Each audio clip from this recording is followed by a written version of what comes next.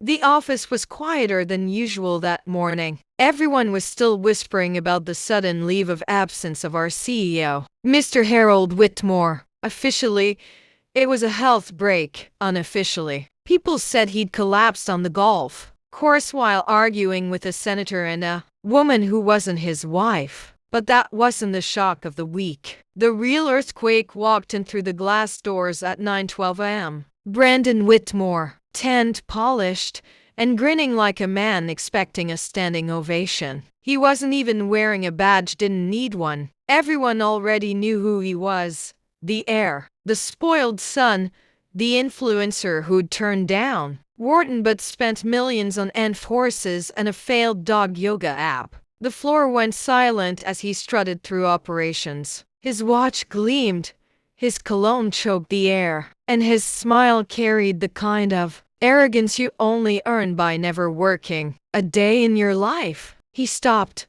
at my desk, not reception, not my desk. Middle of logistics operations, 2 monitors glowing, half an egg sandwich on my keyboard. You run logistics? He asked, frowning like the word itself was an insult. I leaned back slowly, eyes steady. I am logistics. He laughed, a quiet, condescending chuckle, the kind rich kids use when they think they've already won. He didn't bother introducing himself. He didn't need to. Without glancing at my screens, he muttered, "We don't keep lazy people here," and walked off like he had just fired me with a single sentence. The office was so silent you could hear the ficus plant in the corner dying again. What Brandon didn't know, I'd rebuilt this company's distribution network after a hurricane wiped out half our southern hubs. I'd negotiated $1 million shipping contracts during labor strikes. For 6 years,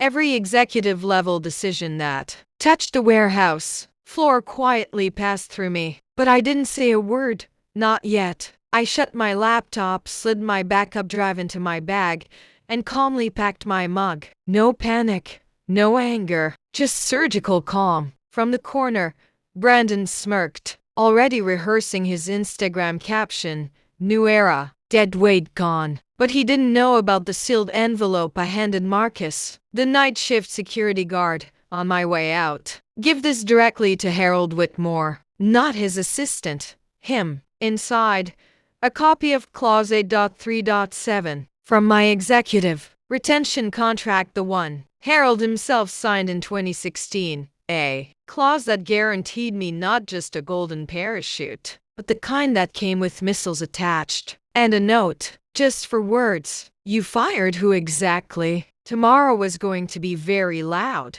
The next morning, the building didn't feel the same. People weren't whispering anymore. They were holding their breath. You could sense it in the air, like static before lightning. At 7:03 a.m., the glass doors banged open, and in stormed Harold Whitmore himself. Not the calm, calculated CEO with a perfect Windsor knot. No, this was Harold half-dressed, silk tie dangling, shirt buttons wrong, a blood pressure cuff still hanging from his wrist like a broken bracelet. He hadn't even waited for his doctor to clear him. He was furious. The man marched straight through the lobby, ignoring greetings, ignoring protocol. His eyes were bloodshot, his jaw tight enough to crack teeth, and under one arm, clutched like a weapon, was the envelope Marcus had delivered. I wasn't there to see it in person. I was at home, sipping bitter black coffee from a chipped mug. But my phone exploded. First Marcus called, whispering, "Bro, he's here." He's screaming already. Then Celia from accounting messaged, "Tell me you're running some Ocean's 11 plan." Because Harold just asked if Brandon has brain damage. Finally, Susan from legal, who hated phone calls more than taxes, rang me. He opened it.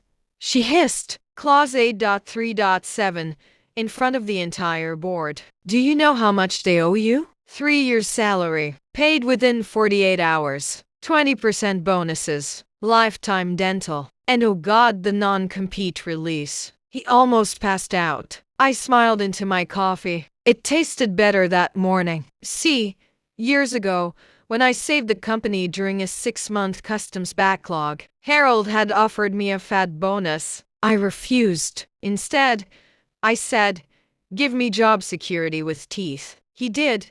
He buried it deep in the fine print, probably thinking I'd never use it. But now Brendan, in his infinite brilliance, had pulled the trigger, and Harold had no choice but to choke on the consequences. Back at headquarters, Brendan tried to spin it, claimed I was underperforming, that I didn't show initiative, that I even threatened him with a stapler. The boardroom went dead quiet. Harold just stared at his son, not with anger, not with disappointment, with something worse, regret.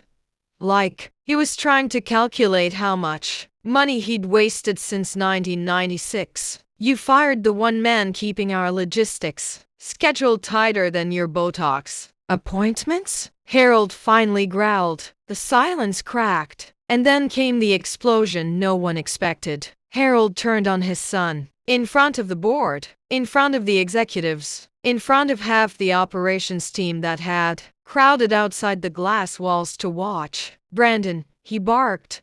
You're done. You treat this company like a toy. You treat my employees like servants. You're not ready. Get out. Brandon froze. His face drained of color, then flushed red, then sickly green. He looked around the room, waiting for anyone to defend him. No one did. Marcus, Harold shouted toward the lobby. Escort my son off the property. Don't let him touch a single file. Gasps rippled through the building. Brandon opened his mouth, then closed it. For the first time in his life, words failed him. Security walked him out, past the very people he'd sneered at hours before. It was poetic, almost satisfying. Almost. Because while Harold thought the problem ended there, none of them knew what I knew. Brandon had already made his move, and the fire he lit was about to spread through every circuit of the company. For 2 whole days, the office buzzed like a disturbed beehive. Everyone had witnessed Brandon's public humiliation. Videos of him being escorted out had quietly circulated on WhatsApp groups among employees. Someone even added dramatic background music before uploading it to a private meme channel. It should have been over, but something didn't sit right with me. Brandon had stormed out too quietly. No shouting, no threats, no flailing tantrum that spoiled sons usually throw when their toys are taken away. He had left with calm, and calm men are dangerous. By Wednesday, the signs started appearing. Small glitches in our system, a missing invoice here, a shipment rerouted there, inventory numbers not matching. At first, people thought it was clerical errors. Logistics was messy, after all. But I knew better. I spent my entire Wednesday night combing through data logs. And at 2:47 a.m., the truth hit me like ice water. The errors weren't random. They were wired.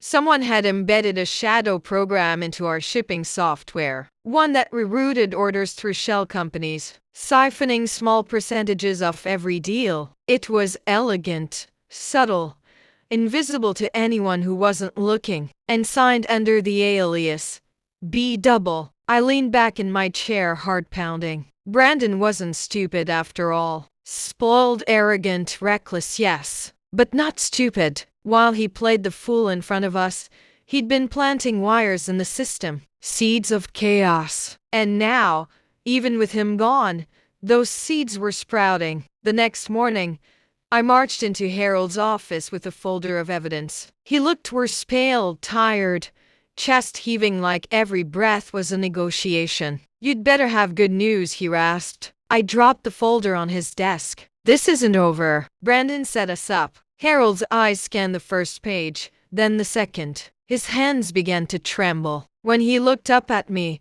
there was no arrogance left in the legendary CEO, only fear. He'll ruin us, Harold whispered. He'll burn this company down just to prove a point. I didn't sugarcoat it. He already started. For the first time in my career, Harold Whitmore asked me a question no boss had ever asked before. What do we do? It wasn't what do I do? It wasn't what does legal do? It was we. And in that moment, I realized something chilling. Brandon hadn't just attacked the company. He had cornered his father. And if Harold collapsed again, this time for good, There would be no buffer left between me and the war Brandon was about to unleash. I looked Harold straight in the eyes. "We fight back," I said, "but not in the boardroom. Not in the open. Brandon wants a war. We'll give him one. Quiet. Surgical. And when he realizes what hit him, it'll already be too late." The following week felt like drowning in quicksand. Every time we pulled one shipment back on track, two more vanished. Orders rerouted to fake depots. Payments drained into ghost accounts. Entire supply lines collapsing overnight. Brandon wasn't just sabotaging us, he was toying with us. By Thursday morning, Harold called an emergency meeting. He looked fragile, his voice breaking under the weight of stress. "The board wants answers. Our partners are panicking. We can't let Brandon keep doing this." I leaned forward, sliding a USB across the table. "I've traced 3 of his shell companies. They're dummy cores in Delaware. But he's sloppy. He's left fingerprints in the metadata." Harold's eyes sharpened for a moment. "You can stop him?" I nodded slowly. "I can do more than stop him. I can make him visible. Right now he's hiding behind smoke and mirrors. But if I expose his trail, not only do we shut him down, we make him radioactive. No investor will touch him again." The room went silent. Executives exchanged nervous glances. It wasn't just about stopping Brandon anymore. It was about destroying his credibility forever. Harold exhaled.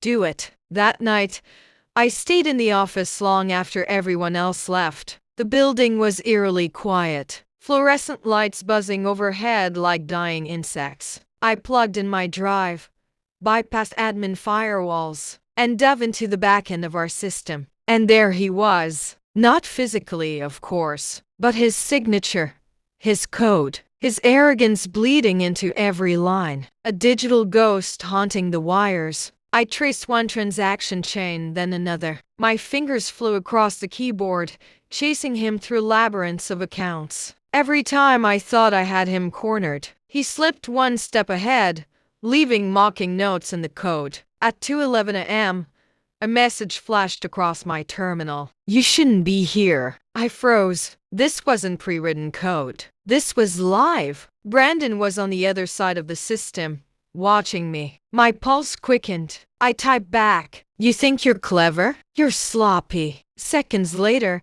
his reply appeared. "Sloppy enough to drain $4 million before you noticed. Check your freight account." I yanked open the finance ledger. My stomach dropped. He wasn't bluffing. $4 million gone. But something else caught my eye. In his rush to gloat, he'd left a routing number unencrypted, a direct thread to one of his offshore accounts. He had just given me his first real weakness. I smirked at the screen and typed, "Got you." Brandon's reply came instantly. "No, you don't. This is just the beginning." And then he vanished. The system went dark, his ghost erased in a blink. I sat back in my chair, heart hammering, sweat dripping down my temples. This wasn't a sabotage anymore. This was war. And he had just declared it to my face. By Friday morning, the company felt like a sinking ship. Phones rang non-stop with furious clients demanding refunds. Truck drivers refused to move cargo without verified payments. The board was circling like vultures, whispering about bankruptcy. Harold called me into his office again. His face looked 20 years older. "They're talking about selling, or worse, shutting us down. We don't have weeks. We don't even have days." I didn't bother sitting. "Brandon wants us scared. He's betting you'll fold. If you do, he wins." Harold's voice cracked. "He's my son." I leaned forward, my voice low. "He's not acting like one. He's acting like a predator. And predators don't stop until you put them down." For the first time,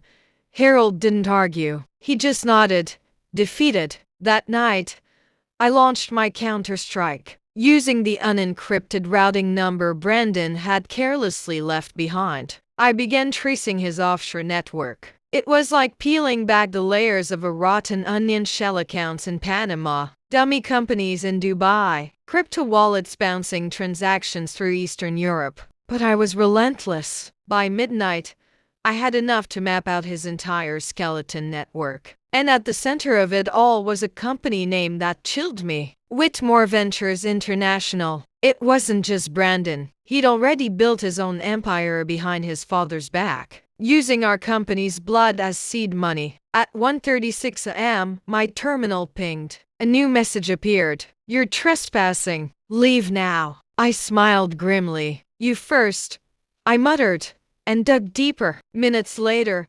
alarms screamed across the building. My screen went red. Brandon had triggered a counterattack, malware flooding our system like wildfire. Documents corrupted, emails erased, backup drives locked behind encryption walls. He was burning the house down around me. I slammed commands into the keyboard, isolating the mainframe, rerouting firewalls, cutting off infected nodes. My palms were slick with sweat, the room buzzing like static. And then, through the chaos, another message appeared. "You can't stop me, but you can join me. Walk away from him and I'll make you rich beyond Harold's crumbs." My jaw clenched. There it was, his arrogance again. His assumption that loyalty had a price tag. I typed back, each word like a blade. "You think money makes you powerful, but real power is when the people you betray still stand against you. And I'm not for sale." For the first time,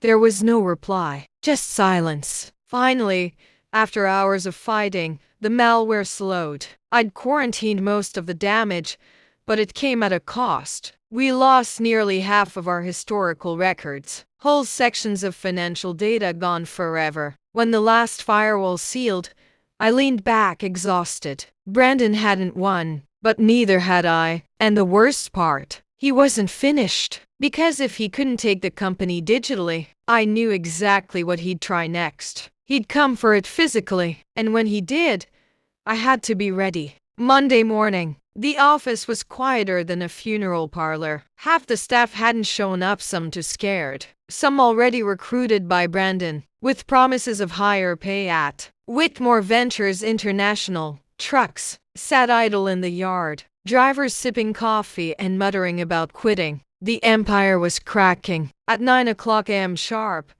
Harold gathered what was left of the executive team. His skin was gray, his shirt collar damp with sweat. He looked like a man fighting both a war and his own failing body. "We're holding on by a thread," he admitted, his voice trembling. "If Brandon lands one more hit, we're done." That's when the doors swung open. Brandon walked in, not sneaking, not hiding, walking. Tailored navy suit, designer shoes clicking against the marble floor, sunglasses he didn't bother to remove indoors. Two men followed close behind, the kind of bodyguards you didn't hire from a security agency. Broad, silent, cold-eyed. The board gasped. Harold nearly toppled out of his chair. "Son," Harold rasped, "you don't belong here." Brandon smirked, sliding his sunglasses into his pocket. "Correction, you don't belong here. This company has outgrown your outdated grip.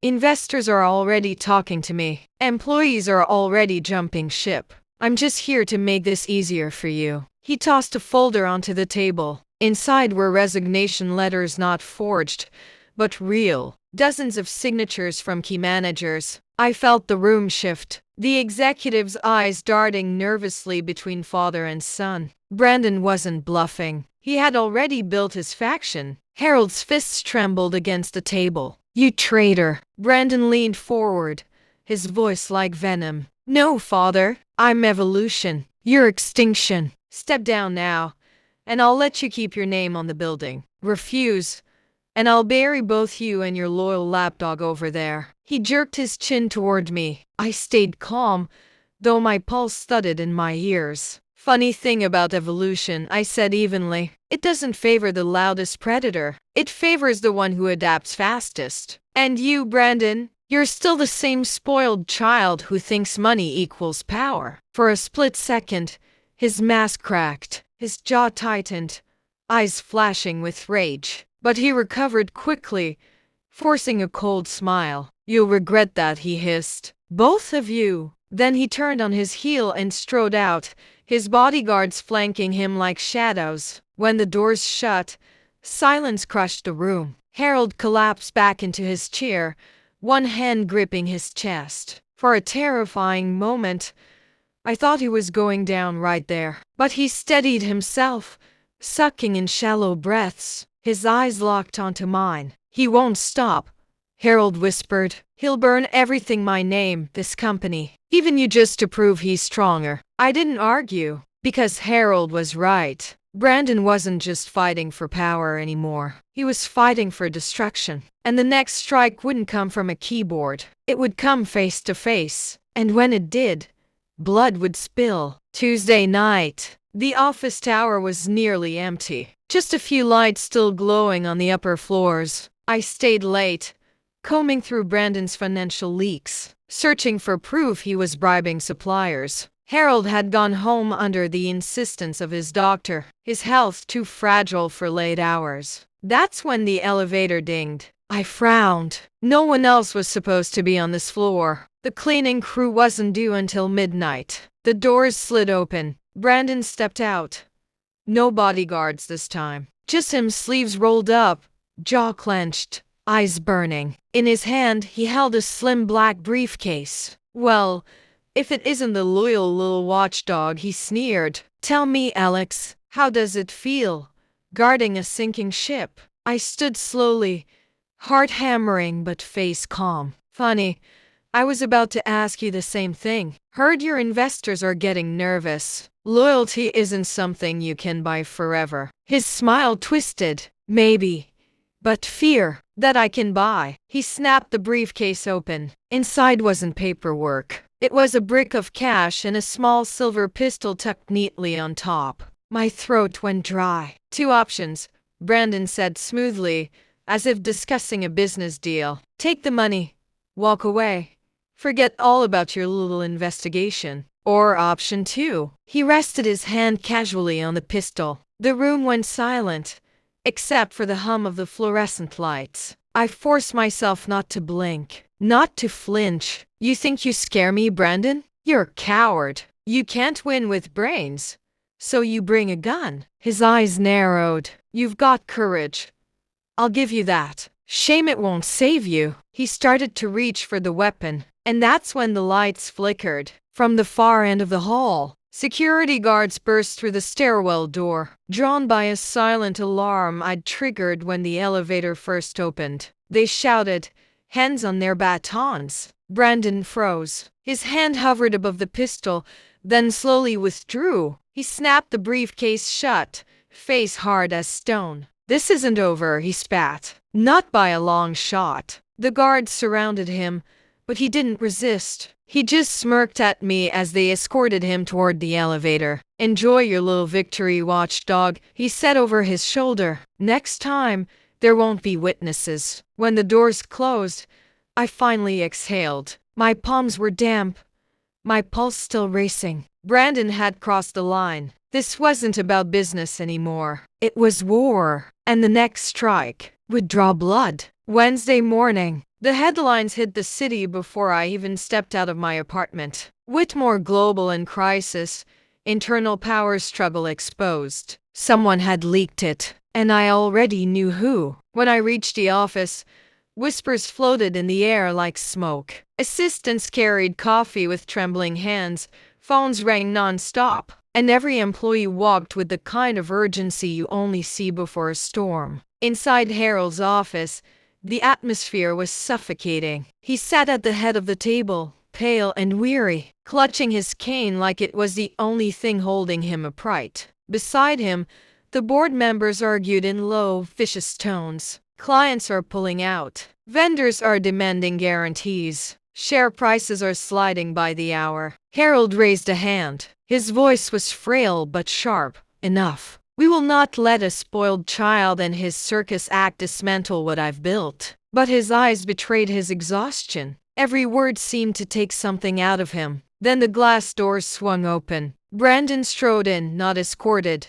not invited. His suit was crisp, his smile sharper than a blade. Behind him trailed two unfamiliar men in tailored suits, lawyers. "Ladies and gentlemen," Brandon said smoothly, I believe the time has come to discuss leadership transition. The boardroom fell silent. Harold's jaw tightened. You have no authority here, Brandon. You're suspended. Suspended, Brandon repeated with a laugh. Funny, because according to this, he snapped his fingers, and one of his lawyers slid a document onto the table. Half the board already signed a motion of no confidence against you. The papers spread like poison across the polished oak. My stomach dropped. This wasn't just arrogance anymore. Brandon had rallied traitors from within. Harold scanned the pages, his hand trembling. I could see the pain in his face, not just betrayal, but something deeper. These were men he'd trusted for decades, and now their signatures gleamed in black ink,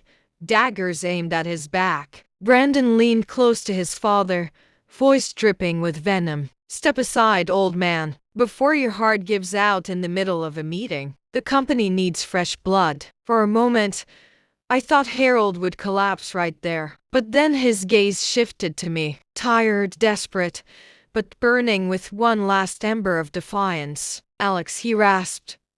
Don't let him win. I stood slowly, every eye in the room on me. Brandon's smirk widened. He thought I was powerless, just an employee caught in the crossfire. But what he didn't know, I already had something hidden. A safeguard. A card no one expected me to play. I looked directly at him and said, calm and cold, your move, Brandon. But remember, shadows don't hide the truth forever. His smirk faltered, just for a second, and in that crack, I saw fear. Thursday night, the city was drowning in rain, and so was Whitmore Global. By now, rumors were everywhere, vendors pulling out, clients reconsidering contracts, employees whispering about resignations. Brandon's transition plan had spread like wildfire, but he had no idea that I'd already set the match against his house of cards. I sat alone in my apartment, the glow of my laptop illuminating the storm outside. On the screen, a single document blinked, Project Ironclad. For months, no, years, I'd been building a backup system, smarter algorithms, optimized routes, hidden redundancies buried deep in Whitmore's servers. Nobody knew about it, not even Harold. It was my failsafe, my just in case. Now, just in case had arrived. I picked up my phone and called Harold directly. He answered on the third ring, his voice raw, exhausted. Alex, he whispered, it's over. Brandon's got the numbers. The board. Numbers aren't everything. I cut him off. Tomorrow, I'm going to show them proof. Real proof. There was silence, then a rasp of cautious hope. What proof? I hesitated. Telling him would risk too much. Instead, I said, trust me one more time. Click. I ended the call. The next morning, the boardroom was packed to bursting. Cameras, assistants, even a handful of press accidentally tipped off. Brandon stood at the head of the table, smug as ever, flanked by his lawyers. Harold sat slumped in his chair, pale and weary, as if waiting for the guillotine. Brandon spread his arms wide. Gentlemen, ladies, today we take Whitmore Global into the future. And as your incoming CEO, not so fast. My voice cut through the room like a blade. I stepped forward, holding a tablet. Every screen in the boardroom flickered, then synced to mine. Gasps filled the room. On the screens appeared audit logs, real-time records of Brandon's midnight tampering, rerouted shipments, deleted invoices, vendor pipelines funneled through a shell company in Texas, every keystroke, every access timestamp, every fraudulent entry tied to his personal login. Brandon's smile cracked. This is fabricated. I didn't flinch. Fabricated? Then explain the money transfers. The screen changed. Wire records appeared. Payments from Brandon's shell company to his personal crypto wallets funneled offshore. The numbers didn't lie. Millions siphoned. The board erupted. Some shouted, some cursed, some just stared at Brandon like they were seeing him for the first time. Harold's cane struck the floor, silencing the chaos. His voice, weak but steady, filled the room. You dare betray me. You dare betray this company. My company, Brandon's face drained of color. He stammered. You can't prove. Already did. I cut in, my voice low, lethal. I turned the final screen. A live feed of Project Ironclad came online. Flawless logistics, stable routes, optimized systems already running in the background, unaffected by his sabotage. While you were busy playing king, I said, I built a system no one can touch. And the best part? The vendors already signed to it. They trust me, not you. Brandon's lips trembled, his mask finally shattering. The board didn't even wait. They voted. Unanimous. Brandon was out. Two guards stepped forward. His eyes darted wildly, searching for allies, but the room was empty of loyalty. Even his lawyers quietly packed their papers. As they dragged him toward the elevator, Brandon spat one last line at me, his voice breaking. This isn't the end, Alex. You'll regret crossing me. The doors shut with a metallic thud. I exhaled, my chest heavy with victory and unease. Because Brandon was right about one thing. It wasn't over. Not yet. They call it victory. I call it a razor with two edges. The boardroom was still, buzzing from the vote when the last chair scraped back and Brandon's elevator ding faded into the shaft. People clapped awkward, relieved. The kind of polite clapping that buys you time, not trust. Harold's hands trembled as he gripped his cane. The old man looked like someone who'd just survived a storm and realized his roof would never be the same. They turned to me with that look executives give to people who suddenly have leverage, hope wrapped in concern. A dozen voices asked the same question in different cadences. Can you keep us alive? Will you stay? Lead us? Fix this? I could have said yes. I could have accepted bouquets and promises, and sat in a chair that smelled of other people's ghosts. I could have fixed their servers, negotiated with the vendors who had already signed, and readied the seams of a company that had been rotting inward for years. Instead, I smiled thin and opened my tablet. Before anyone gets sentimental, I said, there's one more thing the room should see. Every eye snapped to the screen. A map spread across it, routes lit up like constellations. Names of clients, timelines, the same documents I'd used in my contingency. Planning contracts, notarized transfers, vendor agreements stamped with signatures and emails from the last 72 hours. You remember when I said vendors trusted me? I continued. They did, and they signed on to a seamless transition, one that will ensure zero interruption to supply chains, no matter what happens here. Murmurs, heads nodding, relief, again the currency of a sinking ship. Then I scrolled to one last file and let the room read it. A binding transfer of key vendor contracts to Lawyer Logistics, effective immediately upon notification. Signed, accepted, countersigned, executed. The board turned pale. Harold's face collapsed. I didn't have to explain the legalese. It read in plain terms.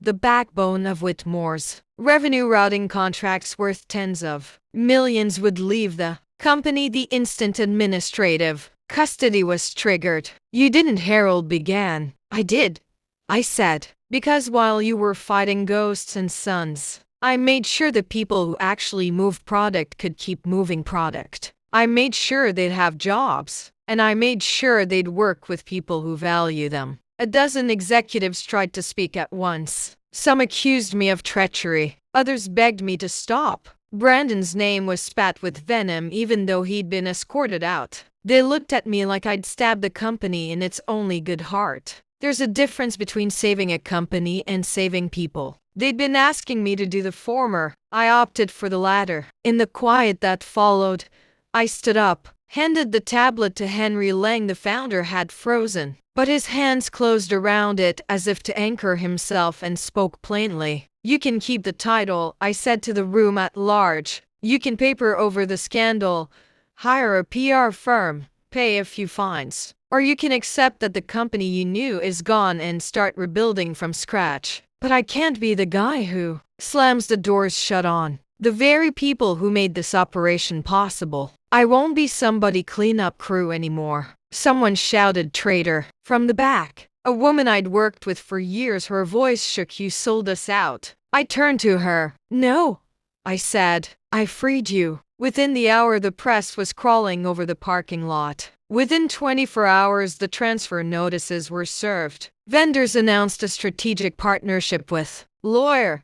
Clients called our customer success lines, and when they learned there'd be no disruption, sighed with gratitude. Supply chains hummed, trucks moved, and me, I walked out of Whitmore's lobby the same way I'd walked into it months before, calm, practiced. A man carrying a folder with signatures and a one-way ticket into a different life. Grant Mercer didn't need to see my hand shake. He'd seen what he wanted. We met at the private lounge. He pushed a contract toward me that would have made the old Alex proud.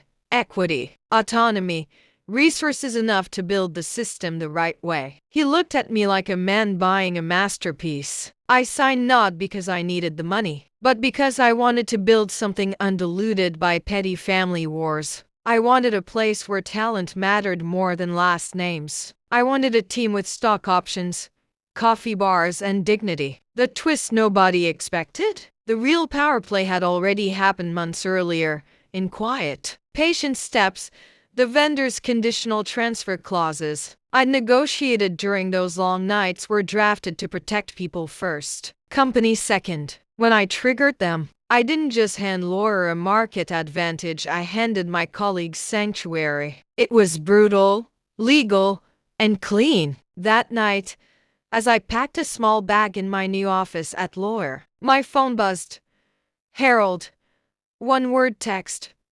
Why? I could have called and explained. I could have said, "You asked me to save the company, but you refused to save the people who saved you." I could have reminded him about the clauses he signed, the times I bent myself back to keep this place from collapsing. Instead, I typed back for words I knew would land heavier than a speech. "You chose him first." The reply never came. In the months that followed, headlines called it everything from hostile extraction to salvation by proxy. Investors labeled me opportunist or visionary depending on which column they read. Some friends turned cold. A few sent quiet, grateful messages from old warehouses and new offices people I'd promised a better future. There's a cost to moving the chess pieces in plain sight. I lost a simple narrative of heroism. I gained a different power. The ability to build a system that doesn't need permission to work. A living thing that responds to markets and humans, not just to boardroom egos. At night, sometimes I still dream of white envelopes and half-eaten sandwiches. Sometimes I hear Brandon's smirk echo in empty corridors. Sometimes I ache for the life that might have been the one, where I stayed and stitched the old company back together. And then I look at the routes that run clean across my screen. The drivers who email at dawn to say shipments arrived. The warehouse managers with better pay and less fear. And I know I made the choice I owed them. Power isn't always about the chair you sit in. Sometimes it's about the people you bring with you when you stand up and leave. So the empire fell, or it changed hands, depending on who's telling the story. But the people, real people, kept moving. That was the point. I didn't want the old throne. I wanted the future. They called it betrayal. I called it the final blow. Because sometimes the strongest thing you can do is let the building burn down around the people who built it and walk away with the people who matter.